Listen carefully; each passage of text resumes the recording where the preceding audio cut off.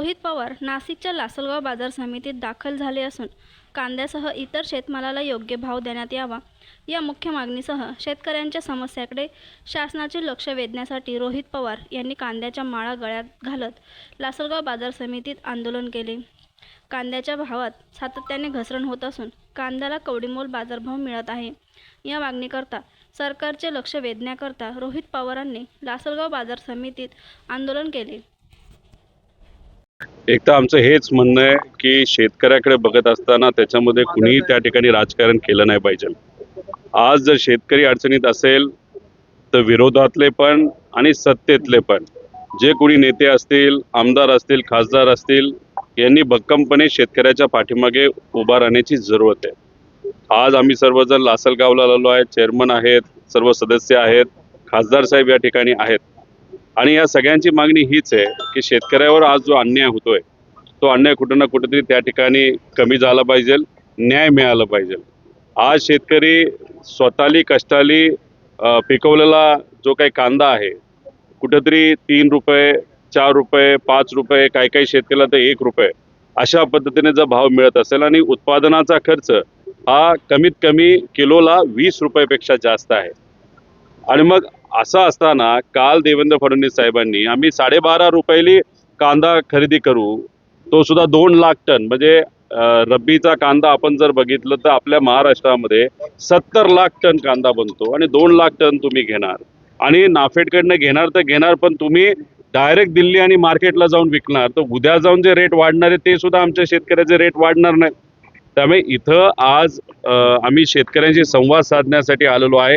शेतकऱ्यांनी विनंती केलेली आहे, आम्हाला त्या ठिकाणी बोलवलेलं आहे, आम्ही त्यांच्याशी संवाद साधून पुढं काय करायचं हे त्या ठिकाणी निर्णय घेणार आहोत। पण अतिशय वाईट परिस्थिती आज शेतकऱ्याची आहे। लासलगाव या महाराष्ट्रातलं ठराविक जे मोठे मार्केट कमिटी आहे त्यातली एक आहे। त्यामुळे इथे असणारा शेतकरी मोठ्या प्रमाणात कांदा घेऊन इथे येतो। त्यामुळे इथं शेतकरी आज जो आलेला आहे तो मोठ्या संख्येने आलेला आहे आणि मग त्यांच्याशी संवाद साधून पुढे काय करायचं हे आम्ही सर्वजण ठरवणार आहोत। भाषा पटेल अशी व्यक्ती आहे, फक्त गॉगल बदलता येतात, रंगीबेरंगी गॉगल घालतात, भाषा खालच्या लेवलला त्या ठिकाणी घेऊन जातात, कपडे तर ते अतरंगी घालतात। आता जो माणूस इतका हवेत गेलेला आहे त्याला शेतकऱ्याला काय पाहिजे कसं कळणार? त्यामुळे तुम्ही कमिटी फॉर्म केली 9 महिन्यापूर्वी, त्या काय भज्या तळल्यात का आतापर्यंत? मग आता माहित नव्हतं की आता कुठेतरी रब्बीचा कांदा मार्केटमध्ये येणार आहे आणि त्याच्या आधी 2 महिने आधी धोरण व्हायला पाहिजे होतं आणि मग तुम्ही एसी मध्ये बसता, टाइमपास करता, गॉगल घालता, तमाशा करता आणि इथं मात्र गरीबाच्या जीवनाचा तमाशा त्या ठिकाणी होतो। 2 महिन्यापूर्वी कुठेतरी अहवाल बाहेर निघायला पाहिजे होता, अजून आला नाही, मग त्यांनाच विचारा तुम्ही करताय काय? त्यामुळे काय की फक्त दिखावा करून चालणार नाही। तर काल मुख्यमंत्री साहेबांनी सांगितलं 12.5 रुपयाला घेतो, आज 2023ला तुम्हीच बोलला होता 24 रुपयाला घेतो। मग त्यावेळेस इलेक्शनच्या आधी 24 रुपये तुम्हाला बरे वाटतात आणि ठीक आहे तेव्हा तुम्ही डिक्लेअर करून नंतर घेतलं नाही ते वेगळी गोष्ट। आता 12.5ला घेऊन तुम्ही काय करणार आहात? अहो खर्चच वाढलेला आहे। खर्च काय आपण शेतकऱ्याला वाढवलेला नाही, ह्याच्यामध्ये खर्च का वाढलाय? खताच्या किमती वाढलेल्या आहेत, त्याचबरोबर उत्पादन कमी झालेलं आहे। यंदा उत्पादकता कमी झाली का? अवकाळी पाऊस, गारपीट जी काही या भागामध्ये शेतकऱ्याची झालेली आहे। 5 ट्रेलर उत्पादन जिथं निघणार आहे तिथं 3 ट्रेलर निघायला लागलेलं आहे। त्यामुळे उत्पादनामध्ये पण घट झालेली आहे, खर्चामध्ये त्या ठिकाणी वाढ झालेली आहे आणि ह्या सगळ्या गोष्टी असताना उद्या जाऊन तो अडचणी अजून मोठ्या प्रमाणात वाढणार आहेत, कारण का डिझेलच कुठं त्या ठिकाणी मिळत नाही। त्यामुळे ह्या सगळ्या गोष्टी बघून कुठंतरी एक चांगल्या भावनेतून शेतकऱ्याचं म्हणणं ऐका आणि शेतकऱ्याला लवकरात लवकर न्याय द्या अशा आमच्या सगळ्यांची मागणी आहे। नाही बघा, गेल्या वेळेस इलेक्शनच्या आधी 200 रुपये कांदा अनुदान हे डिक्लेअर केलं होतं राज्य शासनाने, 50 रुपये फक्त आले, बाकी 150 रुपयाचं काय? त्याच्याच बरोबर होतं काय की इलेक्शनच्या आधी तिथं सांगितलं जातं, आता 2023ला 24 रुपये डिक्लेअर केले होते की, पण तेव्हा मार्केट 28 रुपये होतं, तेव्हा डिक्लेअर करायचं म्हणून त्यांनी 24 रुपये आम्ही कांदा खरेदी करू।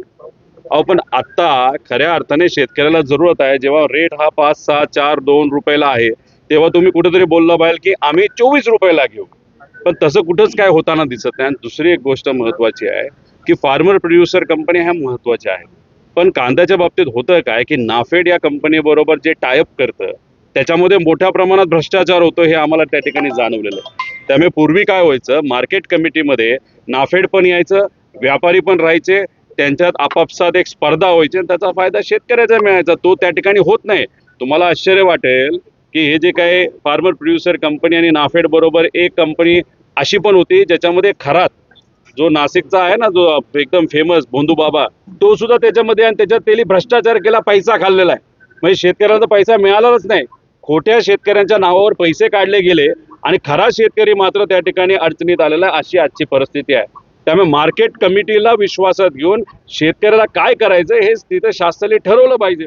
त्यामुळे इथं आता फक्त आजची सुरुवात आहे. शेतकऱ्यांशी आम्ही बोलू, शेतकऱ्यांचं म्हणणं त्या ठिकाणी समजून घेऊ आणि मग पुढे काय करायचं यासाठी आम्ही त्या ठिकाणी निर्णय घेणार आहोत. नाही, शेवटी हे बघा, शेतकऱ्यांनी सगळ्या त्या ठिकाणी असणाऱ्या नेत्यांना विनंती केलेली आहे आणि त्या पद्धतीने आजचे जे आंदोलन आहे, नाहीतर आजचं जो काही संभाषण आहे, जे काय आज आम्ही करणार आहोत ते फक्त 1% असणार आहे. आज आणि या पुढच्या काही दिवसांमध्ये राज्य सरकार आणि केंद्र सरकारने जर आम्हाला सिरियसली घेतलं नाही, आमच्या शेतकऱ्याला सिरियसली घेतलं नाही, तर मग दिल्लीला जाणारा नाशिकमधून जो रस्ता आहे तो आम्ही त्या ठिकाणी बंद करू शकणार आणि करणार म्हणजे करणार. आणि हे काय आम्ही पुढच्या महिन्यानंतर करणार असं नाही. शेतकऱ्याला सांगितलं तर पुढच्या आठवड्यात, कारण शेवटी शासनाला सुद्धा वेळ दिला गेला पाहिजे. त्यामुळे 1 आठवड्याचा वेळ तिथं आपण देऊ आणि वेळ दिल्यानंतर मग 26 तारखेला म्हणजे मंगळवार असेल, चांदवड, बरोबर ना, चांदवडच्या इथं कुठंतरी आम्ही सर्व 10-20 हजार शेतकरी एकत्रित येऊन, नाही तर कदाचित तो आकडा अजून वाढू शकतो.